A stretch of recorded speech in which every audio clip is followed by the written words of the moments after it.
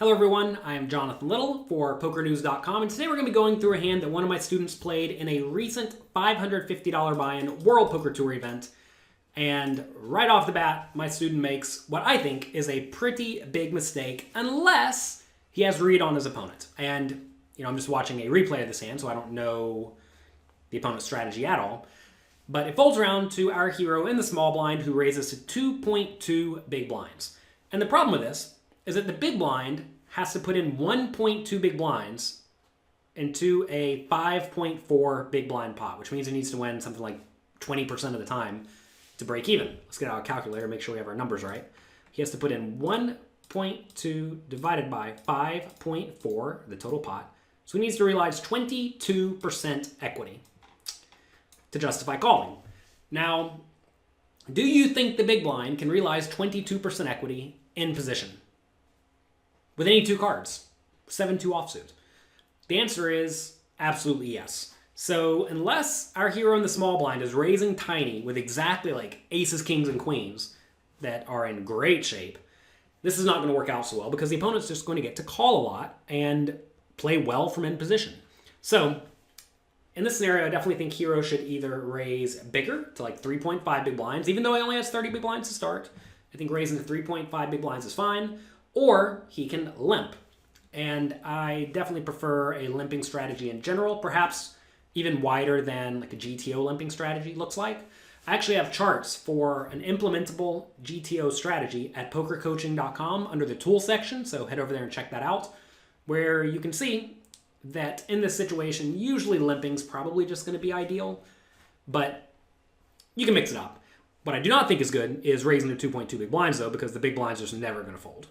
As we see, this time big blind calls, and the flop comes ace-7-5. That is good. So now that we have an ace in our hand, there's an ace on the board, and the other two cards are not so coordinated with what you would expect a reasonable range to be. Obviously, the big blind should have close to any two cards, so it's kind of hard to say that 7 and 5 don't connect too well, because the opponent could be sitting here with like 6-3 offsuit or 6-4 offsuit or 7-5, right? That said, I do think we probably want to go ahead and bet using a medium size.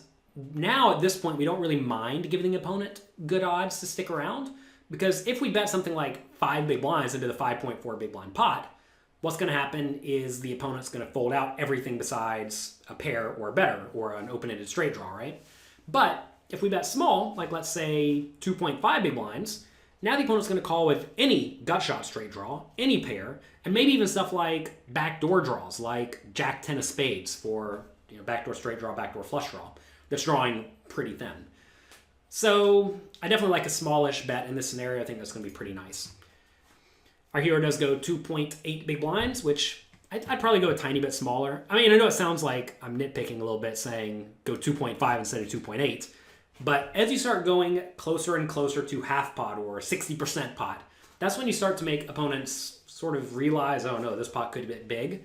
Whereas if you bet a little bit smaller, a lot of players will subconsciously view this as not quite as scary of a bet or as threatening of a bet. So I would have gone a touch smaller. Opponent does call.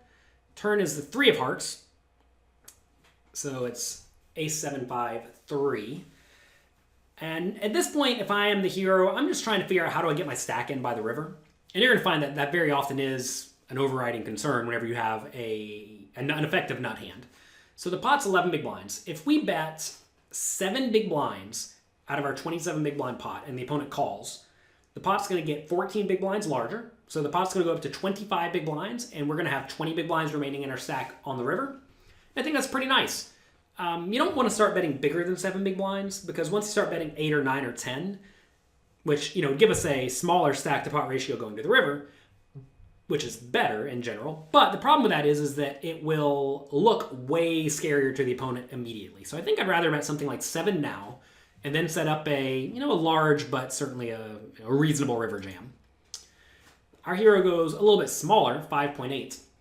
The problem with, let's say, a 6 big blind bet is the pot's going to go up to 23, and we're going to have 21 remaining in our stack. I think you can probably just get a little bit more money in on the flop, and that's going to work out slightly better, just because when your opponent is drawing with like 8-6 or something like that, you just get a little bit more money in the pot immediately because they're always going to fold to a river bet, right? You may be asking, should we really care all that much about stack to pot ratio and figuring out the right way to get our money in? And the answer is yes, absolutely. We are playing no limit hold'em here, and usually figuring out whether you should bet or check is not all that difficult. What is difficult is figuring out the proper bet size. And when you are bluffing, very often you do want to pick sizes that look like you want to get your stack in, whereas in reality you don't really want to. And whenever you do have the nut hand, you want to be able to get your stack in, right? Let's say instead we just bet 2 big blinds on the flop and 4 big blinds on the turn. Now the pot would be smaller, and then we would have a difficult time getting it all in on the river, which is not good. We just end up losing a lot of value, right? So this is definitely a spot where we are highly concerned with stack to pot ratio, so definitely keep that in mind. You may also be wondering, like in live poker, how are you supposed to be able to remember how many chips people have? Well, pay attention. What I do is whenever I get to a new table, I get up and I walk around the table to see how many chips everyone has. And I remember it. If you have trouble remembering it, write it down on a notepad or in your phone or whatever. Obviously, it's going to change consistently, right? So you have to make sure you're aware of how the stacks are moving around.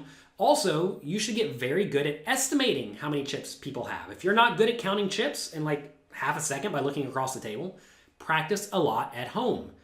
Some general tips for that are just realize that the big denomination chips are way more important than the small denomination chips.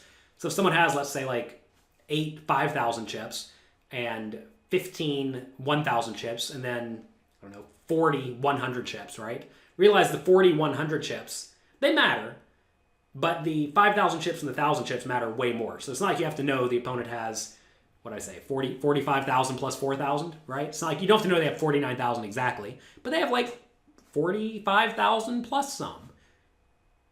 Did I do that wrong already? I think I said 40 plus 15. So 15,000. 59,000. There you go. 59,000. You know what I'm saying though, right? You need to be able to get quick at counting the stack sizes and realize that if it's 57,000 or 61,000, it's not all that big of a deal. But if you just don't know how much the opponent has and you're just like purely speculating, you think it's somewhere between 20 and 100, that's a problem. So make sure you are aware of how many chips each of your opponents have, and not knowing how many chips someone has is not an excuse. There are no excuses. You are responsible for looking out for yourself. If someone has some of their chips slightly hidden or very hidden, that is your fault if you do not know it. So protect yourself at all times. Obviously, your opponent's supposed to have their big chips out in front, but everyone doesn't follow the rules. Or if they're new to poker, they may not even know, right? They may be oblivious. Or for all you know, like if you're sitting in the 10 seat and you're playing against the 1 seat and the dealer's in the middle of you, you're going to have a tough time seeing those chips, which is why, like I said, it's important to get up and walk around and actually see how many chips people have. So make sure you protect yourself so you are well aware of the stack to pot ratio. So anyway, I would have bet slightly bigger on the turn. And now the opponent goes all in. So this is now an easy call. We have to put in 20 big blinds to win a pot that's going to be, how much will it be? Pot's going to be 50 something total, or no, I'm sorry. Let's see, we started with 27. So it's going to go up to, we're putting in 55 now, so it'll be 65. So we have to put in 20 to win 65 total. So are we good a third of the time? Absolutely. Yeah, not much to say about this. I mean, you may say, well, we lose to one of the draws. We lose to 6-4, right? And 6-4 certainly could be in the opponent's range. Don't get me wrong. Certainly could be there. But notice we also beat Ace-3, which may jam. We beat 7-3. We beat 5-3. A lot of those hands would jam. We do lose to Ace-7. That is worth noting. But we also beat some of the draws, too. Like if the opponent's sitting here with 9-8 of hearts for a flopped backdoor gut shot with a flush draw, that's a hand that could very easily jam now. To be fair, a lot of the draws with no showdown value could jam now. That said, calling's probably just fine too, because I should have a lot of aces in my range raising small preflop, right? This is a spot though where there are plenty of draws that can jam, like 8-6 may jam. So we have an easy call. Sometimes you're going to lose, but that is part of tournaments. Do not sit here and think, oh man, I could be against exactly 6-4, so I should fold. And I'm sure some of you out there may be thinking, oh, whenever I call here, my opponents always show me the 6-4. But it's just not true. Do not live in fear of the rare instances where you happen to be beat. Because we are going to be beat here sometimes. But most of the time we just have our opponent in pretty rough shape. They're going to be drawing to, 20% equity with a draw, or they're going to be behind with a decently strong but still worse made hand. So easy call here. An opponent shows up with King 10 of Hearts, which is, in my mind, not a very good jam on the turn. Notice here, on the turn, we're actually giving him okay odds to call. He's going to get there about 18% of the time, assuming the king or 10 is always dead, which it's not always dead. And he also has some showdown value, right? Like if I'm bluffing here with a hand like 9-8, which I would if I had it in my pre-flop raising range, I may or may not bluff it on all the rivers. Probably am, to be fair, but I may not bluff it on all the rivers.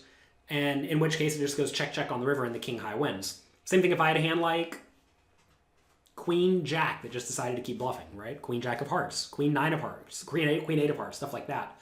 Those are all hands that I may bet the turn and then check the river. So I think in this scenario, the opponent should definitely call, because when I bet the flop and I bet the turn, I'm pretty much saying I have something decent. So if I have something decent a lot of the time, I don't really think it makes sense to jam. Although, if my opponent does think my range is especially weak, for whatever reason, then I guess jamming makes sense. Or if he thinks I'll bet with an ace and then fold it, then jamming makes sense.